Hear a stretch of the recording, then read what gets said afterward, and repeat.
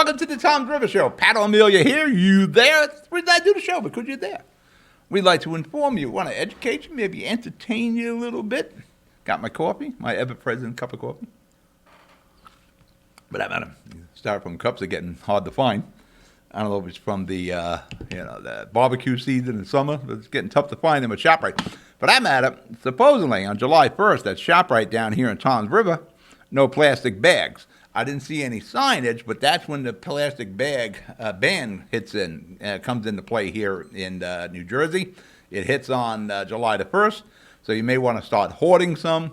I'm not a big believer in the canvas bag because you got to keep cleaning those canvas bags.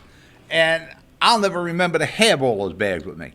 Especially I use multiple cars also. I got way too many cars. I'd need a lot of canvas bags and everything. So just keep that in mind. July 1st, plastic bag ban takes effect unless there's been some postponement that I'm not aware of. To get in touch with me, you got everything on the bottom of the screen. You got some consumer issues. For that matter, I was just fighting with a pet pharmacy, which we were successful in that, but I may want to do a show on that. If you have some issues municipally, countywide, get in touch with me. I'm pretty good at helping them out, especially consumer issues. Today, waiting for the campaign to start kicking up again, we're going to talk about some election changes they want to do in Trenton. No, not in Trenton, D.C. We're making Election Day an official holiday. How many more holidays can we handle? We're going to talk about Tom's River pool fees. They had some issues with rowdyism at the pool. So how do they handle it? We jack up the prices. We're going to talk about a speed bump that we need in Seaside Heights, and I want to go through the whole detail of that because it's a county road. That's why I'm going to talk about it, because there's county roads in Tom's River also. And the county don't be caring about speed bumps. But we'll get into that. You're watching the Tom's River Show. We'll be right back. Burns Brothers Memorials, Monuments, and Markers, 787 Tunley Avenue, Jersey City. Hudson County's only monument maker, serving all faiths and cemeteries. Design, studio, and launch inventory on site. Cemetery inscriptions and custom orders welcome. Burns Brothers Memorials, Monuments, and Markers, 787 Tunley Avenue, just south of Secaucus Road. Craftsmanship that will last for all eternity. Burns Brothers, Jersey City, Albert H. Hopper, North Arlington. Visit us on the net. Stevens Jersey City Ford, located right off of NJ 440 North. Across the Hudson Mall is your one-stop for all your automotive needs. Check out Ford's latest models like the 2020 Ford Fusion with its stylish looks and hybrid options, or the unparalleled high-performance 2020 Ford Mustang. The 2020 Ford F-150 Raptor is ready for those rugged off-road terrains with trail control. Need a mid-sized truck for your towing and hauling? The 2020 Ford Ranger will deliver. The 2020 Ford Escape is a luxury SUV that was made for comfort and adventure on the go. Returning is Ford's legendary Bronco, which takes you back to the true meaning of off-roading. They are now available for pre-order in our showroom or on our website. Let us help you find your next vehicle. Stevens Jersey City Ford, 201-432-7272.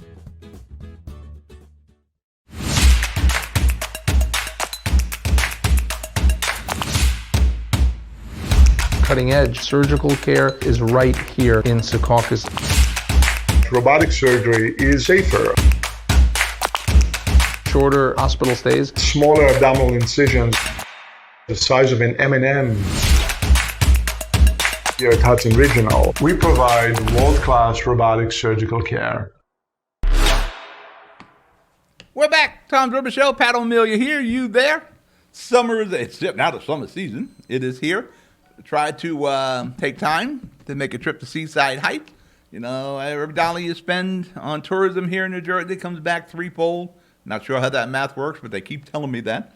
A lot of new stuff up on the boardwalk in Seaside Heights. A lot of new restaurants, new stands, cabanas. We're going to be doing a quick special on that before we get the Shore Show going. And the Shore Show will go back into production. Hopefully in the next 2 weeks, we'll nail down a date for taping on the Franklin Street stage, and we'll start inviting some guests. But as I said earlier in the show, Election Day. There is talk about making Election Day itself a holiday, a federal holiday. Now, we just made Juneteenth a holiday. We can't handle any more holidays. And we all like holidays. Take the day off. Isn't that great? Well, all those day offs come with a price tag. Private sector, people aren't at work. We're still paying them. Federal holiday. Your federal, state, municipal, county, all those workers, they got a paid holiday. Or you're paying for that through your taxes. There is a point where you got too many holidays from a dollar and cent standpoint. Now, Election Day, does that really need to be a holiday? And how much more? And the reasoning is to give people an opportunity to vote. Now, unless I've missed something, we've been voting for a lot of years in the United States here, hundreds of years. You know, it used to take forever to get the election results before we had the electronics and modern technology.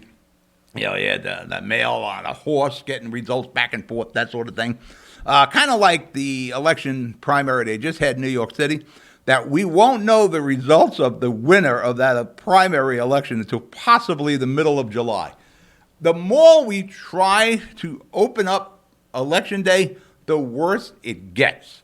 There's nothing wrong with having Election Day. It's what it says it in the name. It's Election Day, not election 2 weeks. But that's one of the things they're talking about in D.C. right now, about making Election Day a holiday to make sure everybody has time to vote. I never had an issue with voting. You know, I usually, maybe I voted before I go to work. The polls open at 6 a.m. Maybe I voted after work. The polls close at 8 p.m. I'm able to make that. And, you know, depending on your job, you might be able to go during lunchtime. Or maybe as you're during the course of your job, you can go. You can find time to vote if you want to vote. Now, what the feds are talking about is adding Election Day. We have a lot of holidays now. You know, you got New Year's Eve. You got Martin Luther King's Day. It says here Washington's birthday, but it's President's Day. Memorial Day. Juneteenth is on the list. 4th of July, Independence Day. Labor Day. Columbus Day. I didn't realize that was still a federal holiday. I know it's still in the state, but it's still a federal holiday.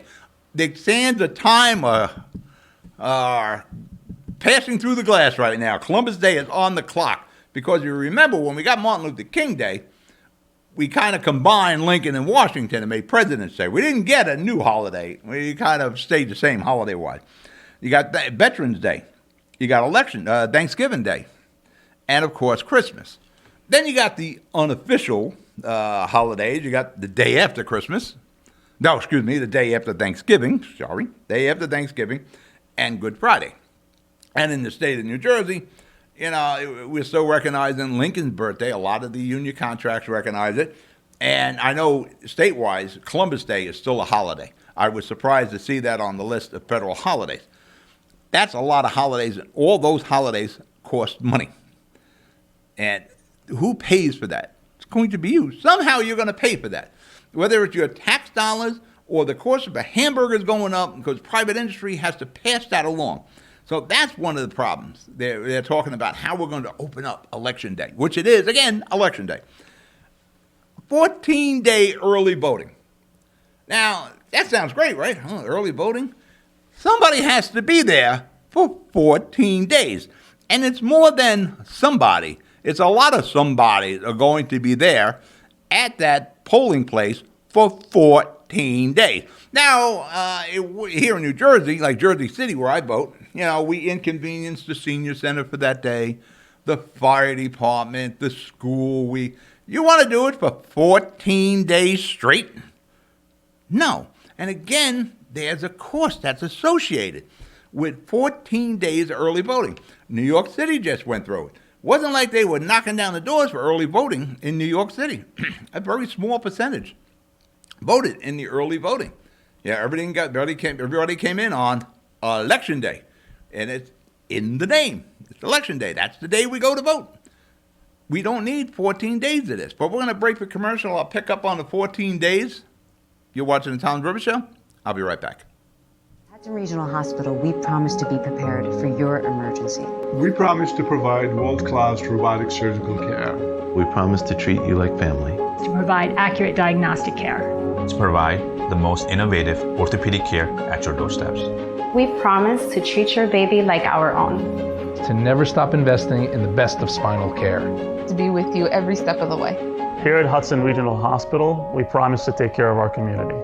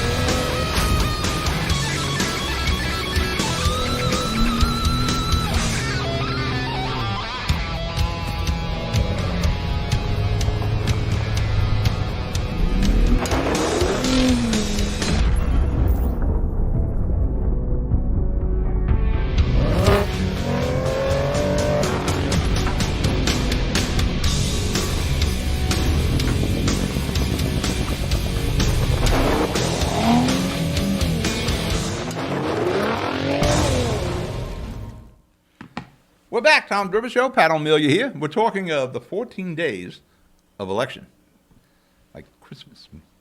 You know, like I said, if we're going to have early voting for 14 days, we're going to inconvenience all the polling centers. Wherever we go to vote, we're going to inconvenience them for 2 weeks, plus Election Day. The lights got to be on. Heat's got to be on. Air conditioning, wherever you are, whatever it is, it's municipal or state. One of the reasons we started combining municipal and state elections in November was to save money on elections. We're throwing that whole idea out of the window. We're not saving any money anymore. Not if you're going to have 14 days of early voting. So let's bring back our normal election cycle. The reason we moved from May municipal elections to November is try to save money on elections. What happened to that idea? You want to have 14 days of early voting? You know, you got to set up the voting booths, you got to set up the tables, the poll workers got to be there. You know, there's security's got to be there. There's usually a cop or somebody on security. There's monitors from the campaigns. They're there. All that costs money. Who pays for the elections? Is there some like election fund? No, you do. Comes out of your tax money. Again, for a couple of hundred years, we go to vote in the United States. And it worked. It worked before we had the technology, when, the horses were bringing the election results to the Capitol. It took a long time to get results like they do in New York City now, but that's how it worked. It was Election Day. And the other thing they're talking about is no ID to vote. You got to have ID to vote. You got to show who the hell you are. Are you supposed to be voting in this district? And that's the other thing. You can sign up the day of the election. The election day, let me register today. What is wrong with the system we have? Like I said, you need ID to vote. You need ID for anything. When I deposit cash at the Santander Bank, I got to give them ID. They want my driver's license. I'm putting cash in. It kind of makes sense if you're depositing a check. You got to show who you are. But I'm depositing American currency into my account. I have to prove who I am to deposit cash. Everything needs ID. Name something. You go to the doctor's office, they want ID. ID everywhere. So we should at least require the same kind of ID if you want to, Netflix or something like that, you got to have ID. You want to have a streaming service, you got to have ID. You want to buy alcohol, you got to have ID. They're IDing people in my age for alcohol. So don't tell me we don't need ID for that. Like I said, I need ID to deposit cash in my Santander Bank. Same day registration. That is flat out dangerous for that. You're almost asking for election fraud, especially if you don't need ID. I don't know if anybody. Mickey Mouse. What's wrong with the system we have? It's been very successful, and now with technology, we're getting that information almost instantaneously now. As soon as those booths close, we're getting that information. The county clerks had some problems, but we're getting that voter information out. They just had a very expensive primary in New York City. Who the hell knows who won? And you won't know until the middle of July. Early voting, absentee voting, vote by mail. We don't need all that because and we're from Jersey. I'm from Hudson County. Fraud during an election, probably created in Hudson County or Chicago, and they probably work hand in hand. You know, we have the reputation, and we earned it over the years ago. But you know, we still have that reputation. You know, you go in, you vote, you sign your sheet, they look at the signature, show your ID. Now, again, I've never been asked for my ID when I voted. You know, they always looked at the signature, and now in Jersey City, I'm kind of known, so they know when I come in there. You go in, you sign the sheet, you go and vote on the day, and it worked. And how, you know, talking about changing and making it easier in 14 days of election, when do we involve the net? Maybe that'll cut down some of the problem. Because yeah, I don't think there's a problem going to vote. You know, people with disabilities, you're out of town, you're overseas or something, yeah, I can see the absentee vote. Outside of that, go to the polling booth. But when do we involve the internet? You know, I can deposit checks from my phone. I can transfer money. You can do absolutely everything on the internet with proper safeguards. You know, I don't do something stupid on unsecure sites. You know, you're dealing with Amazon, you're going to be okay with Amazon. We can have that same kind of security. You got phones now, you can put your thumb on and it'll identify who you are. So even to open your phone, Apple has that. We can make it safe, we can make it efficient. We don't need to make it expensive. All right, you're watching the Tom's River Show? We'll be right back. Pan & Pencil Properties, Jersey City. Shaping the workplace with state-of-the-art office spaces that address your company desires. Building residences that define your home environment, adjacent to all modes of transportation with on-site parking available. The right address, the right lease. Call 201-521-9000 or visit online at panandpencilproperties.com. Pan & Pencil Properties, building Jersey City for everyone. Consumer Carpets, 3408 Kennedy Boulevard in the Jersey City Heights, your one-stop store for residential and commercial floor treatments, carpeting, linoleum, tiles, laminates, hardwood floors, area rugs, remnants, all major brands, all in stock. Free estimates, same-day installation. Consumer Carpets, it's savings, selection, installation. Credit cards and debit cards accepted. Financing available. Consumer Carpets, price to fit your budget, installation to fit your schedule. On the net at consumercarpets.com. Consumer Carpets, Jersey City, 201-792-2712. We're back. Tom's River Show. Pat O'Melia here. You there? Tom's River. There was an issue with the Tom's River. I believe it's the only pool. Snug Harbor pool. The only pool in Tom's River. And now I have to say I have a problem with that being the only pool. But Jersey City, where we used to have a lot of pools, we're down to like 2. And we're talking about redeveloping a site where a pool we closed 20 years ago because of issues with the attendees of the pool, the bathers. There were some kids, and it was a gang sort of thing. There were fights. So instead of Jersey City dealing with the issue 20 years ago, they closed the pool. No issue now. But, you know, that whole section of Jersey City don't have a pool. Yeah, I think there's only 2 pools left in Jersey City. One where I used to go when I was a kid, the municipal, that's what we called it, was on Pavonia Avenue. I think there's only 2. We should renovate the one that we closed 20 years ago, but that's up to Mayor Fulop. I gave him my 2 cents on that. They had the pool in Tom's River, and it's, you know, I think they took the pool over 1967, 1970, something like that. There were complaints from residents of rowdy bathers. You know, you got kids there. They weren't paying attention to rules. There was talk about alcohol and people smoking by the pool, that sort of thing. Which, if you have security, and I will assume there was security, because even in Jersey City we have security at the pools, that should have been easily handled. Obviously not.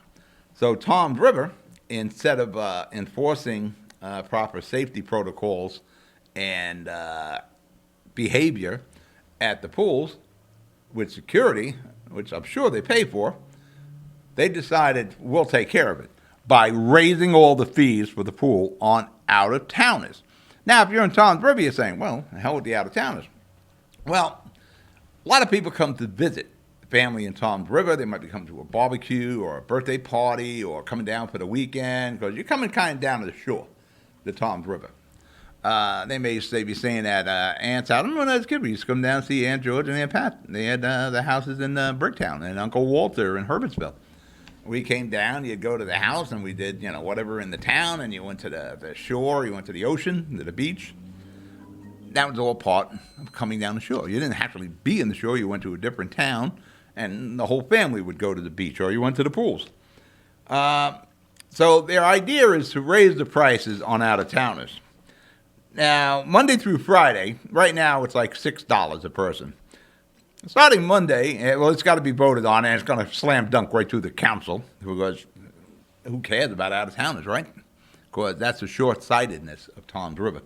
Residents will pay $7.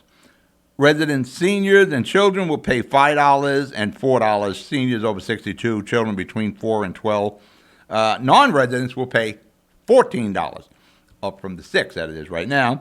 Non-residents, seniors, and children will pay $10 for seniors over 62, and children from 4 to 12 will pay $10. Saturday, Sunday, and holidays, because this is going to stop the rowdyism. Adults will pay $8. Residents will pay $8. Non-residents,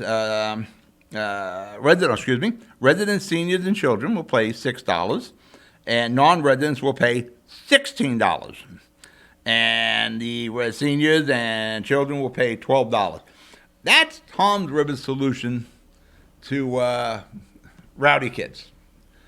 Cannonballs and maybe some kids smoking, whatever the case is. They were talking about drinking there. Were they drinking at the pool? They drinking outside? I don't know. But the solution isn't to jack up all the prices on out-of-towners and the people in town, because you bought the property, the pool, with Green Acre Fund. So you can't make it exclusively just for the people of Toms River. So what we'll do, we'll just stick it to the people who aren't from Toms River.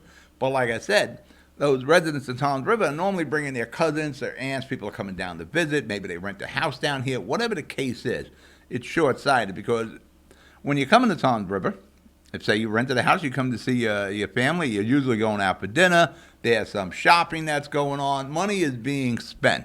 Now, you make it prohibitive to come to Toms River, especially if you got a large family, a lot of kids, and a bunch of cousins like we had. We had a lot of cousins and kids. We'd go down to Uncle George or Uncle Walter's house. There were a lot of people. And well, like I said, you went to barbecue, you went to a birthday party, you would go out. But Toms River's attitude is, well, the hell with those people coming to Toms River. We're going to bilk them as much as we can. We're not going to try to manage the pool. We're just going to try to price rowdyism out. That's kind of short-sighted thinking. Maybe you get a few bucks during the season this way, and you get maybe less people at the pool. But the idea is to enjoy the pool, attract people to Toms River. Come to Toms River, they come to Seaside, everybody's spending money, it helps the economy. But the short-sightedness of Toms River, screw the out-of-towners. We're going to break the commercial. You're watching the Toms River Show. I'll be right back.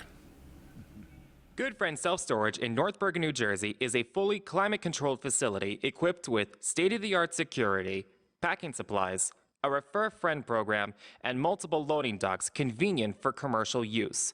Located just off of Route 3 at 4301 Tunnelly Avenue, Route 1 and 9. Call 201-867-2444 or visit us on the web today. Good Friend Self Storage. Let us be your good friend.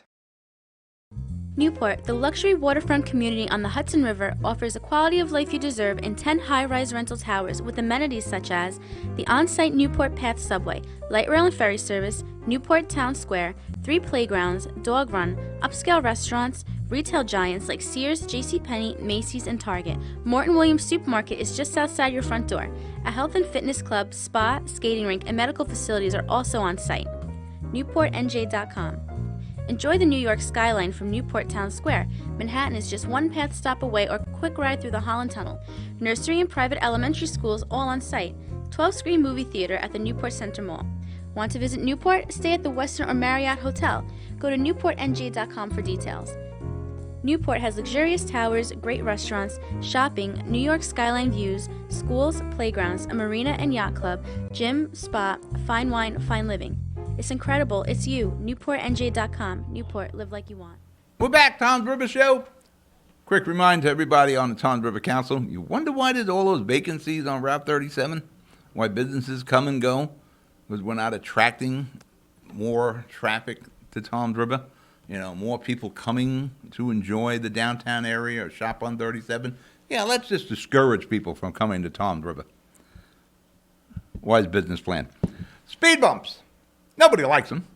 I can't stand them. Jersey City, Mayor Fulop just announced he's putting in 50 more what we call Steve bumps. These are huge speed bumps. You're used to the one that's about 18 inches. Well, Steve's got them that are about 5 foot by the width of the street. And originally they were pretty damn high, but we had a fight with Mayor Fulop in the city, and they had to come back and scarb them down. But they accomplished what Mayor Fulop wants. They slowed down traffic in Jersey City. It is so slow in Jersey City that you don't have to worry about a speeding ticket. We have no radar detection in Jersey City. We don't need it. Even without the speed bumps, we can't move around in Jersey City. There's so much traffic all the time. But Mayor Fulop is hell-bent on safety. In Seaside Heights on Hamilton Avenue, it's the only out street for the tourism to leave Seaside Heights, the only announced way anyway. The only sign you have to the bridge brings you to Hamilton Avenue, which is outside our studio area. And my kids have an apartment, a house. Yeah, it's Hamilton Avenue right there.